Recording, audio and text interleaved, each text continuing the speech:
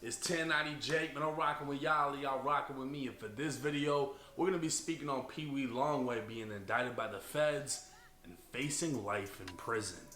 What's going on, yo? We back at it again with another video. Make sure you like, comment, subscribe, and let's get into this PEEWEE Longway case. Hundreds of millions of dollars worth of drugs and guns, Glock switches, and other items taken off the streets thanks to a special detail that culminated Thursday in Muskogee County. Law enforcement call it Operation Sweet Silence, which was a 2.5 years in the making, aimed at taking down gang members and cutting crime. Over $279 million in street value of what they seized, and the FBI, the GBI, the DEA, and others all worked together for Operation Sweet Silence. The Muskogee County Sheriff's Office has worked in lockstep with the FBI and the DEA to go after some very dangerous gang members of the Zohannan gang, members of the Crips. We've seen the homicide rate more than double because of gangs. For those individuals who think that they can set up shop in Muskogee County, not on our watch. 101 arrests, over 270 million worth of drugs, guns, switches, and absolutely nothing to do with PEEWEE Longway. The Atlanta rapper was apparently... Dang, imagine being caught in the crossfire or something like that. It's kind of crazy. He said none of them had to do with them. It's going to be interesting to see how he's facing life. Apparently arrested, and social media would associate his lockup with Operation Sweet Silence. The 2-year investigation would target 2 major gangs in Columbus, Georgia, the Crips and the Zohannans. Local, state, and federal agencies would strike simultaneously, with the FBI bringing 250 agents along with 7 SWAT teams. 155 guns would be recovered, along with over $270 million in cash. Sheesh. 155 guns and 270 million cash. That's a lot of money. That's a lot of cash. There ain't even you can't even come up with no damn excuse on why you got that much cash. And tons of drugs that I can't show on YouTube without getting demonetized. But nobody could find the connection to PEEWEE Longway, as his name wasn't listed anywhere as being arrested. But that's why y'all watch me, right? Because I get the paperwork for y'all. According to an indictment out of Atlanta, PEEWEE Longway, whose real name is Quincy Williams, was charged with conspiracy to distribute a controlled substance, selling, distributing, or dispensing a controlled substance, and money laundering. PEEWEE would be indicted with 7 co-defendants, the majority being Mexican, which plays an important role in this indictment. Since May of 2023, the Atlanta DEA has been investigating a man named Francisco Cortez. Was that Thug in the video? Was that Young Thug? Free Thug. Cortez, who's also known as Paco Primo. Allegedly, Cortez was trafficking drugs and laundering money throughout North Georgia, and agents identified several cell phone numbers associated to him. His second in command would be identified as Luis Miguel Montoya Villagomez, aka Palone. He'd be responsible for the coordination of suspected narcotics shipments from Houston, Texas coming into Atlanta. The drugs would be sold to Vegas, and the money would make its way back to Cortez. On the 4th of July 2024, agents intercepted a wiretap between Cortez and Quincy Williams, aka PEEWEE Longway. The conversation was cryptic, with Cortez saying, "On the shoes, I got you for sure. On the windows, give me 20 bags so I can get at least 20 of them." Cortez would then say, "I got you on the shoes in less than an hour." DEA agents would interpret the conversation as PEEWEE negotiating for an unknown amount of shoes or cocaine and 20 kilos of meth or windows. Because of the holiday and the 1-hour time window, agents weren't prepared in time and remain unsure if the transaction took place, but another one would 4 days later. On July 8th, it was 3:20 p.m. as agents monitored the Cortez residence with an electronic surveillance platform. Dang, I didn't know they get like that. Electronic surveillance platform. What they, boy, you must have been really out there doing some weight, moving some weight. A vehicle would pass by several times before parking in the roadway. Cortez's wife would then exit the residence and approach the vehicle.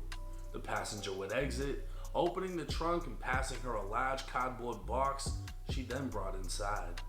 An hour later, another vehicle would pull up and Pee-wee Longway would exit the rear passenger seat, walk into the front door of the home. He'd walk back with the large cardboard box, placing it into the trunk and leaving. On July 11th, agents intercepted another wiretap between Cortez and his second in command for a sale of 40 kilos of cocaine that would take place the next day. A van would be seen unloading and loading at Cortez's home, and agents would trace it to another home they'd hit with a search warrant. Agents would... How can you trace a box back to a house with a search warrant?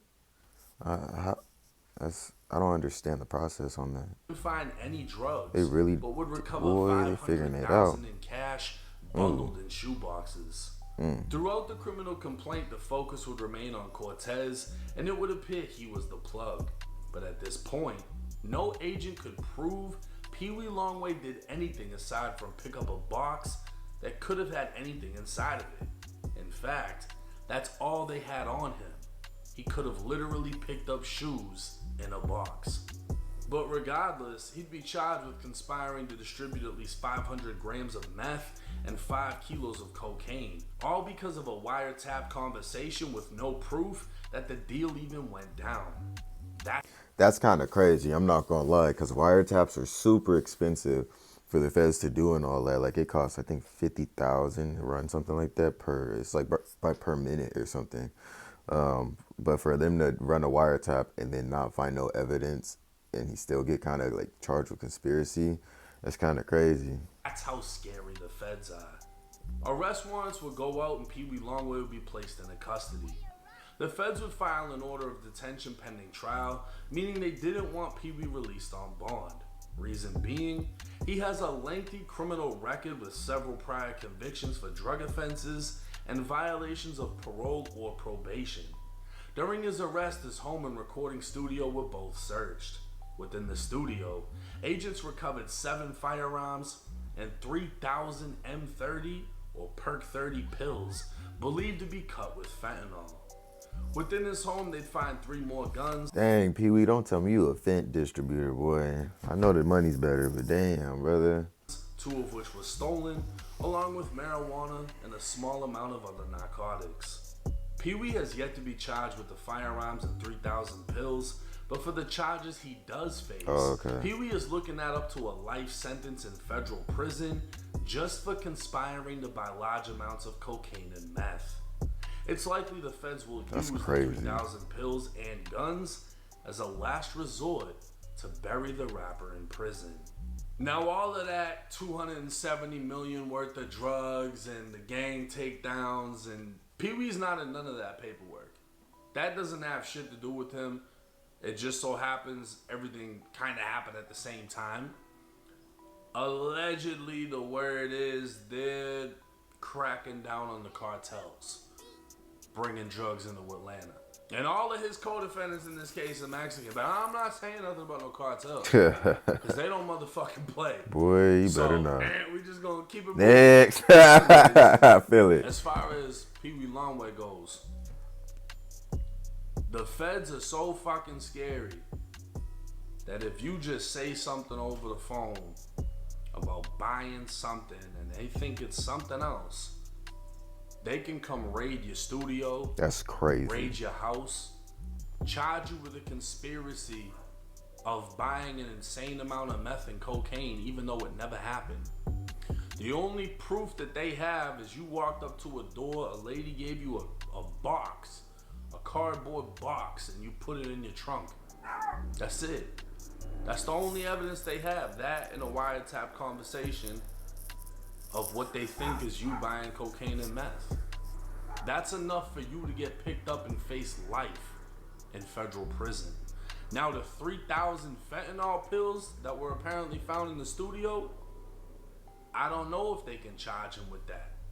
How can they prove that they were his? It's a recording studio. Who all uses the studio? I don't necessarily think that can just fall on him.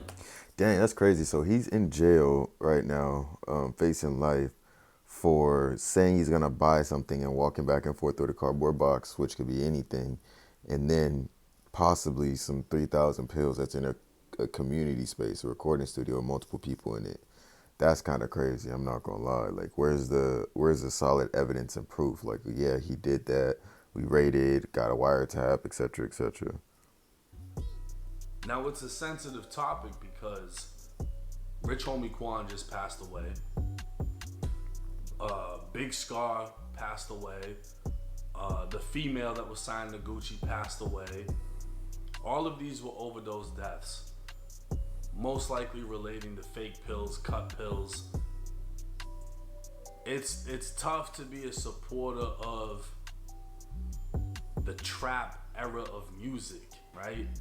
Because back then, or when I was in high school, like 2010, that's what the music was. It was trap music, even before that. You know what I mean? Fentanyl wasn't a thing. Nowadays, the dudes that are pushing this and selling that, that's what they're pushing. And it's killing everybody.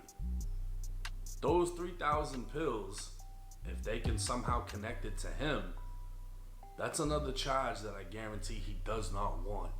Now, they also found guns in there, 7 guns, whatever. But they did find 3 guns inside of his house, 2 of which were stolen. Oh yeah, they're gonna get you with that. If they don't try to use these things against him. Nah, they for sure gonna get you with that because you have previous charges. You're a felon with the firearm. You're known to break probation. And they gonna for sure, at least bare minimum, get you for that one right there. Unless And they they can stole just it. secure a conviction in the original charges, make him plea out with the threat that, hey, if you don't plead to this shit, we're gonna slap all this on top of that and make sure you don't go home. Now, it's a tough case, and I looked into some of his co-defendants, and his co-defendants have been caught up with pounds of meth and all types of other things in other states. These dudes be moving around and doing their thing. Like I said, I'm not gonna get too deep into them. I really couldn't find pictures of them to show y'all who they are. And you know, what they're allegedly affiliated with, I don't want nothing to fucking do with. Yeah. As for PEEWEE Longway, I'm gonna be honest, it does not look good. He had nothing to do with the big operation. This is his own thing. It's just him and these co-defendants. I think 7 people in total. And we'll just have to wait and see on an update. But like I said, in my opinion, they got you on conspiring to buy and sell 500 pounds of this and 5 kilos of that. I'd never want to be in that position. Yeah. Let me know y'all's thoughts.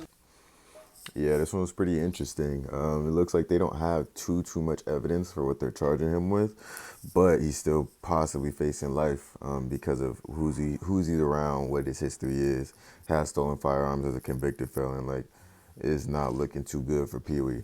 Make sure you guys like, comment, subscribe. Down below, let me know what you think in the comments, and I'll catch you on the next one.